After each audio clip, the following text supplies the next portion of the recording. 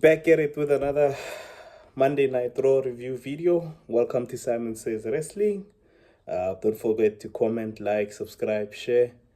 Hit the notification bell so you guys can get the notifications when we drop new videos. And as always, we're going to be reviewing Monday Night Raw that took place on the 23rd of June 2025. An all-round great show. Obviously, we've got some results coming out of the King and the Queen of the Ring tournament, and some interesting segments with obviously some familiar faces showing up. We had Ludwig Kaiser in the background, but we're gonna go through all of that now. Tune in, as I said, comment, like, subscribe, share the channel, and hit the notification bell. Once again, hit my music.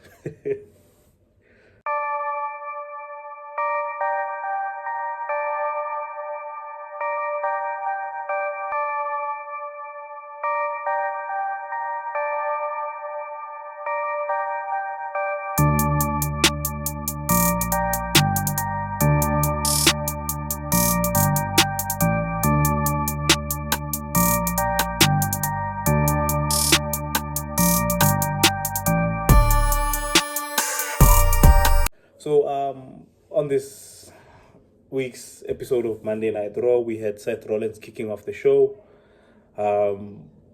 And I can safely say Seth Rollins was spitting facts. He was speaking facts, and he was basically just letting us know why he deserves to be at the top of the mountain of WWE. He basically made some great points as to being the first NXT champion. He was the first World Heavyweight Champion to the current title. The first opponent that the biggest babyface in the company today faced in Cody Rhodes. And given the fact that the company capitalized on him having issues with CM Punk, was obviously the feud that we would all be looking forward to. So all of them were great points for me. I'm basically just stating the fact that nobody wants to stand in his way. Seth Rollins is a man on a mission. And once diplomacy fails, you're gonna get dealt with. Made an example, obviously, with LA Knight. In my previous video, I did mention the fact that LA Knight will need two other people to obviously help him out to deal with the Seth Rollins problem.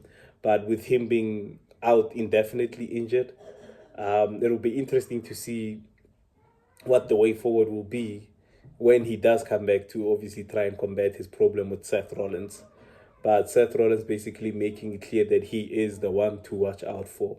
Whether it's in the past, in the future, or in the present, Seth Rollins has always been that guy. And I believe that with how the Shield were presented in WWE, I think these were the three front runners to obviously lead the company to better pastures. And two of them have obviously remained, with Seth Rollins and Roman Reigns. But with Jon Moxley having joined another promotion, you can safely say they've cemented their legacy in the history of this company. And with Roman obviously being one of the biggest needle movers and attractions to the company, he has made a great significance in the company. Obviously putting on for his family, representing his family, I think the best way he knows how. And today we've got superstars such as Solo Sikoa shining on them by themselves, obviously opening up factions of themselves, including themselves in storylines. Jey Uso, who was now currently World Heavyweight Champion. So it's great to see how everything has been built around them. And with Seth Rollins, it's clear that he represents more of the hardworking, always present, fighting kind of individual that has always proved himself over and over again. And you can never take that away from Seth Rollins. So basically making it known that he wants power. A lot of critique over the group, and obviously adding a fourth man. Me personally, I wouldn't add a fourth man to the group. I don't think the group needs a fourth man. I have a sneaky feeling that we might be preparing for War Games. So obviously with War Games, it's 5-on-5. So we can have two people that can associate with the group and agree with the stance of everything, but not to officially join the group. I think we already have a lot of counter-strike factors happening in that group at this point in time. The attention that Seth Rollins and Braun Breaker are getting for themselves would obviously be great for a story going forward when they do eventually split apart. So obviously, with the contradictions between the two, the amount of attention that Seth Rollins and Braun Breaker are getting, it overshadows what Bronson Reed is supposed to be in the group. And I think eventually it will start to be a huge problem going forward. But for now, I think with just Bronson Reed, Braun Breaker, and Seth Rollins, that group is enough. We shouldn't be adding any other individuals to that group. I don't know. Maybe you guys have a different take on it. You can maybe let me know if you would like for other people to be added to the group down in the comment section. Then we had our first match of the night, which was Braun Breaker versus Penta. Braun Breaker picked up the win in this one, and it was very interesting to see Braun Breaker winning the match alone, and at this point in time not getting any help from Seth Rollins or Bronson Reed. So it was another dominant performance by him. Obviously, Penta receiving a warning from Seth Rollins after the match for him to stay out of his way, and I don't think Penta's gonna be listening to that anytime soon. So he's obviously gonna continue being a thorn in Seth Rollins' side. The same with LA Knight. So it would be interesting to see who LA Knight would ask for assistance from the SmackDown brand, because we can't have Penta and LA Knight team up unless it's maybe at War Games or something like that. But once again, we're getting to a point where they are making enemies on both brands. But then how do both enemies get their thing to want to combine together and obviously try to beat Seth Rollins and his faction? The Judgment Day had a segment at the Playhouse, as they would call it. So in this segment, we basically got the news that the Judgment Day, which is Finn Balor and JD McDonough, would get a shot at the Tag Team Championships. I don't know why. Maybe it's because they're not even the former World Tag Team Champions. That would be the War Raiders. So I don't understand why this match is being put together. It's probably for the Judgment Day storyline advancement. But yeah, New Day, for me, as I've said numerous times, for me are useless with those Tag Team Champions. They've done nothing with it. All we've gotten at this point in time is Xavier Woods taking half-naked pictures. But yeah, that's the best that we've gotten. They've tried to add a whole comedic stance to it, but I think the moment they separated themselves from the gimmick that we knew them as the New Day from before, and obviously kicking out Big E, we would have expected that the comedic side of them would not show as much as it should. But it seems like they've gone back to the obviously over-the-top reactions to everything that's happening to them in the interactions with a Raw general manager. So yeah, I don't know. Honestly, at this point in time, just give the Judgment Day back the titles. They will obviously try to then but like I said, the tag team division on Monday Night Raw is not as strong as it should be, like compared to what SmackDown has. So unless we may be thinking about calling up a few guys from NXT to come through to obviously challenge and give the tag team championships relevance once again. I honestly thought the New Day having those titles, this was after WrestleMania, would do more with the titles, but clearly they're failing at this point in time. The other thing that I picked up is that it seems that females will always be Dominic Mysterio's biggest weakness. I think this is what Finn Balor has also figured out and would want to have Roxanne Perez smooch up and obviously be lovey-dovey with Dominic Mysterio to kick out Liv Morgan. But like I said, they have so many angles they could take with the story with obviously Liv Morgan, Roxanne Perez, and Dominic Mysterio. With the Judgment Day as a whole, because I think now we're past the point of seeing them as a faction. We're just waiting for that point where they actually do split apart. Because given the fact that now Finn Balor seems to be pushing for the excommunication of Liv Morgan.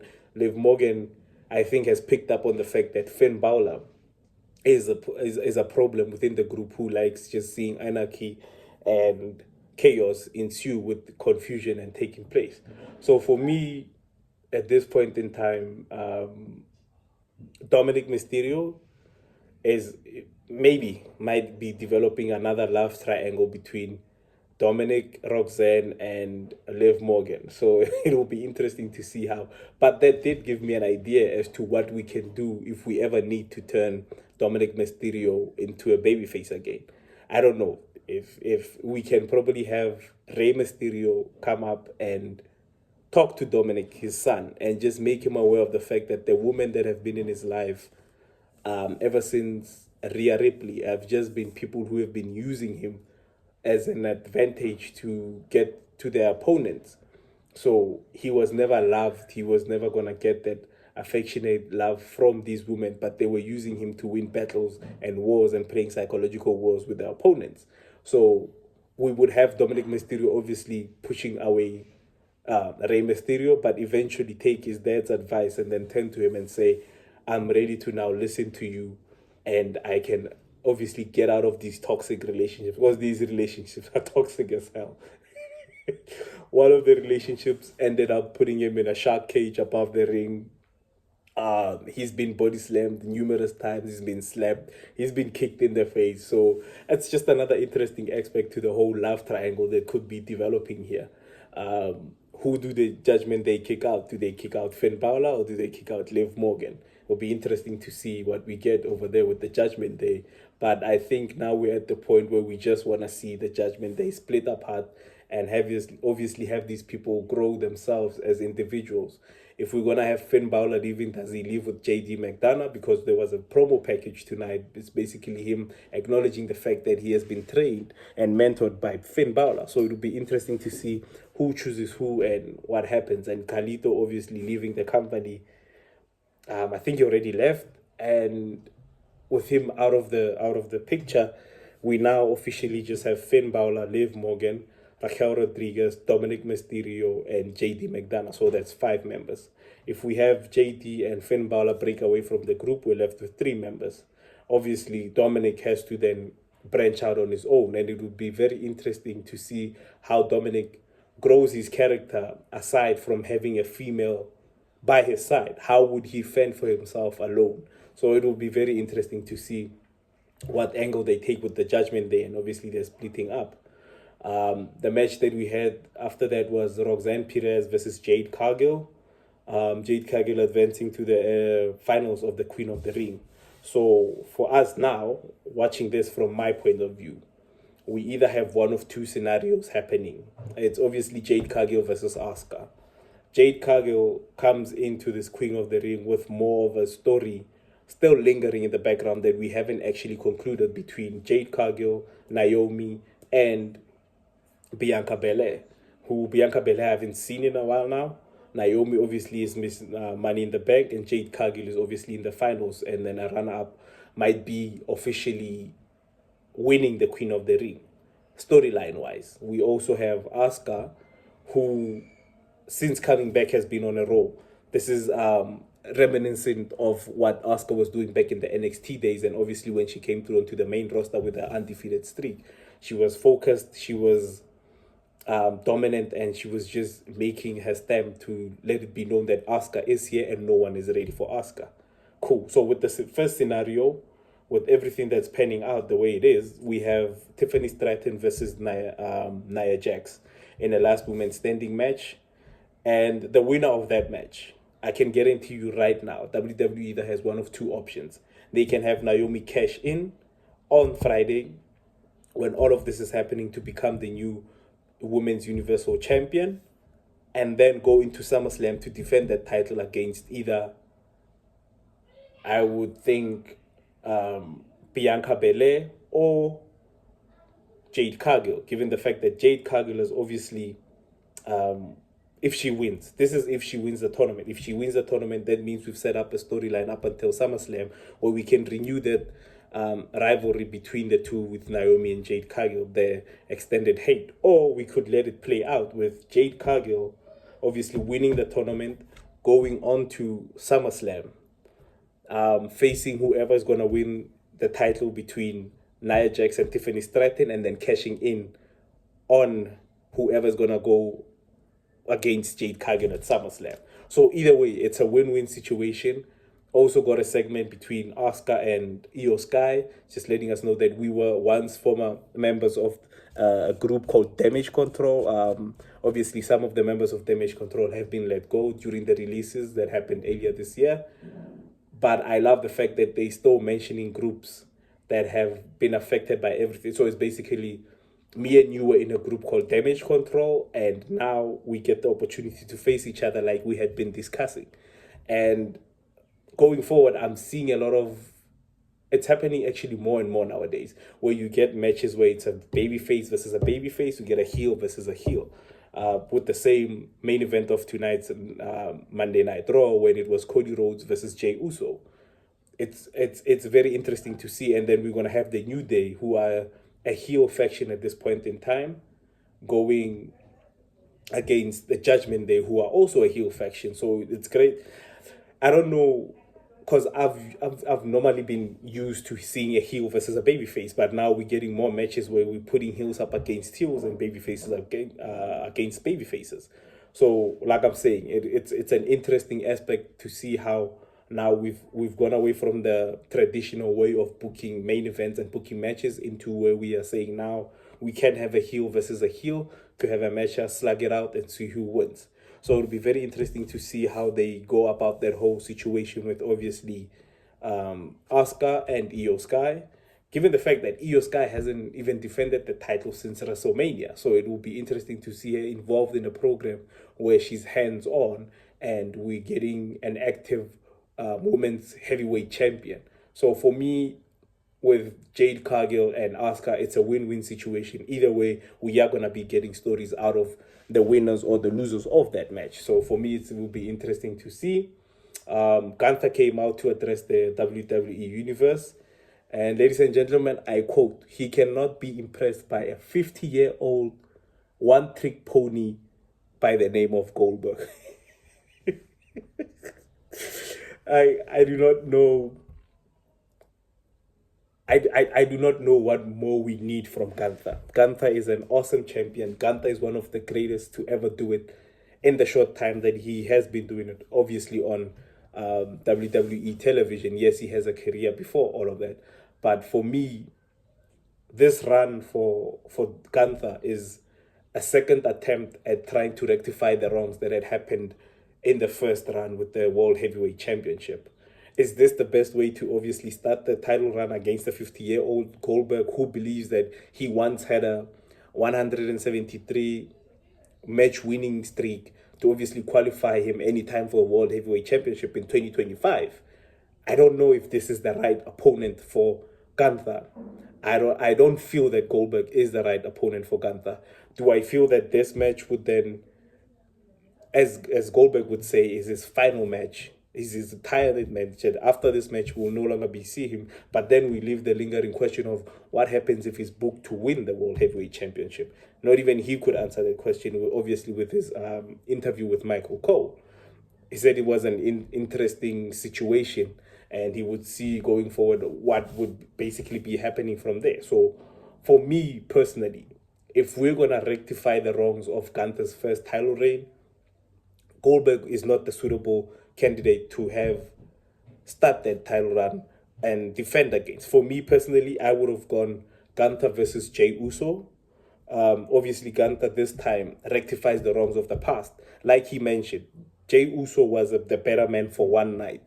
Other nights, he's always been the top guy and he will always be the top guy. So obviously, take off that blemish, because it's a blemish that cannot be taken off of his record. He lost to Jey Uso at WrestleMania, one of the biggest stages in wrestling. So for me personally, I would have started this title run with him defeating Jey Uso and obviously taking that blemish off.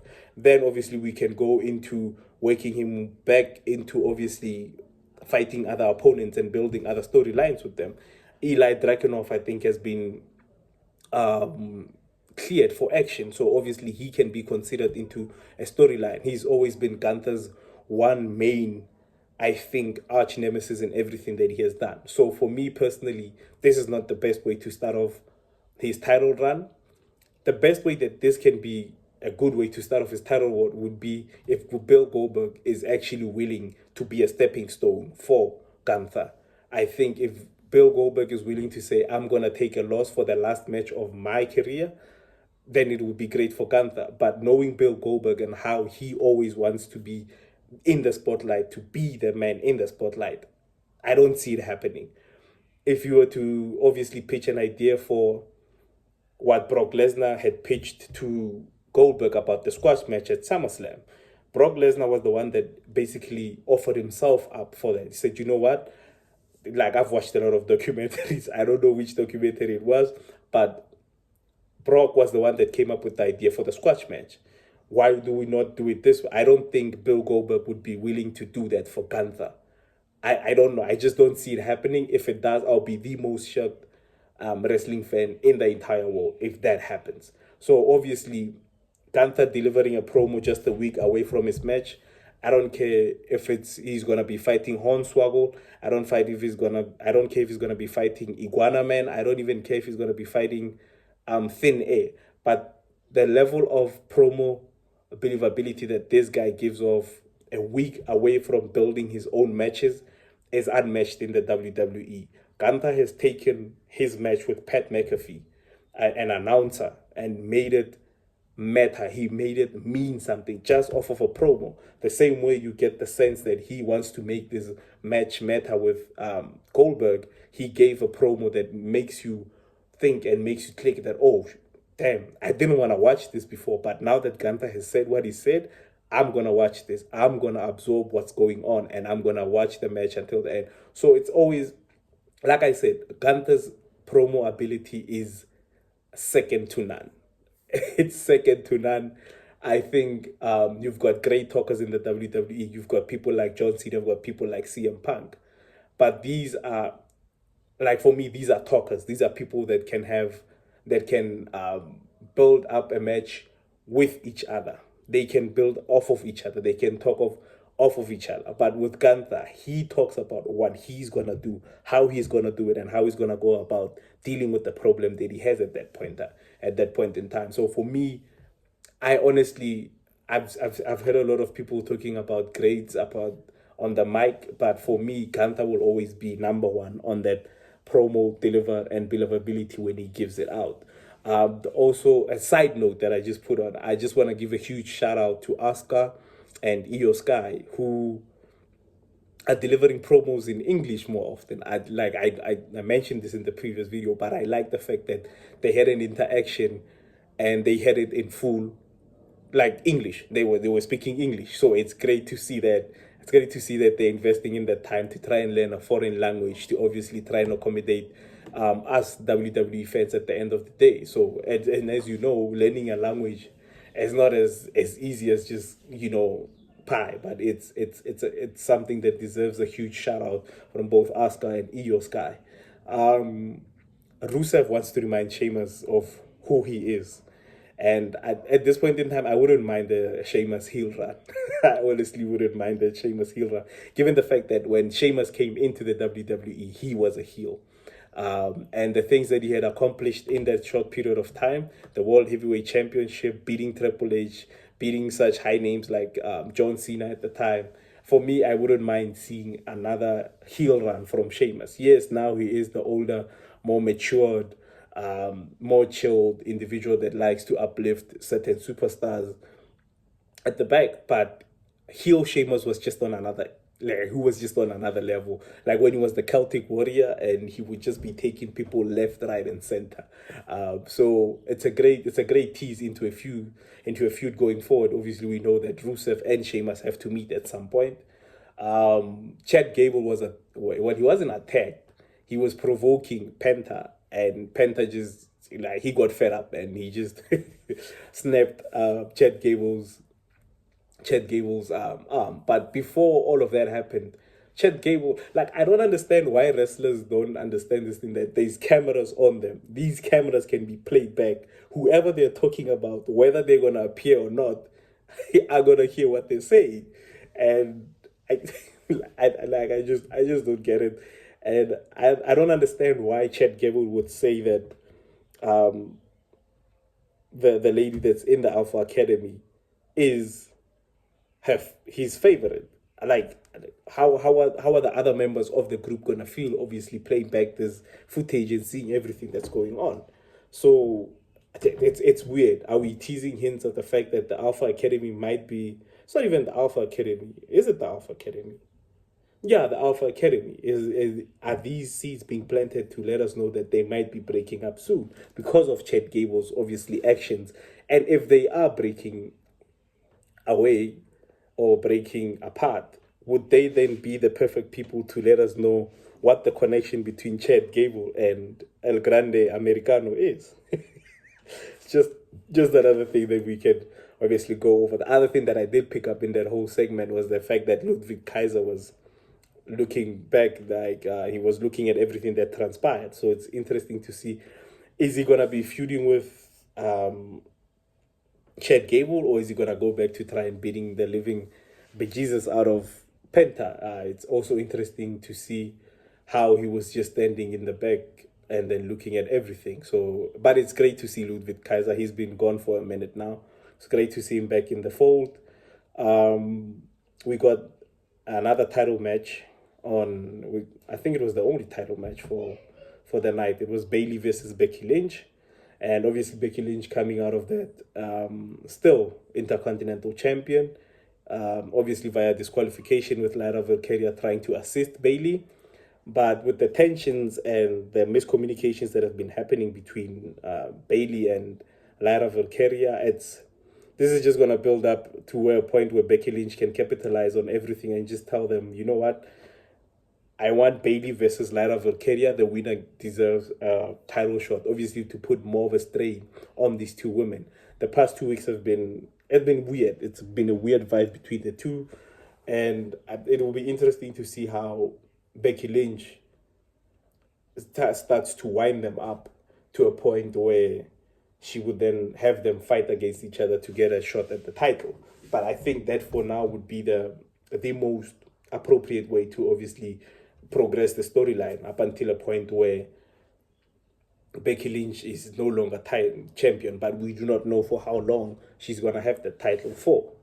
Sami Zayn was about to be interviewed, and I think, I think she saw Sami Zayn out of the corner of her eye of an interview that was supposed to happen but didn't happen. And just basically asking about the disappointment of what happened, with obviously not qualifying for the finals, and Karrion Kross just came through to laugh at the guy. Sami got fed up, punched him in the mouth, and told him that their match is now official for Night of Champions and will be taking place.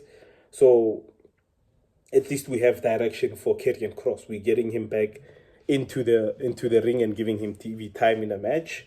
So for me, I think this would be the perfect time and the perfect opponent in Sami Zayn. Personally, I would want Sami Zayn to win the 2026 Royal Rumble.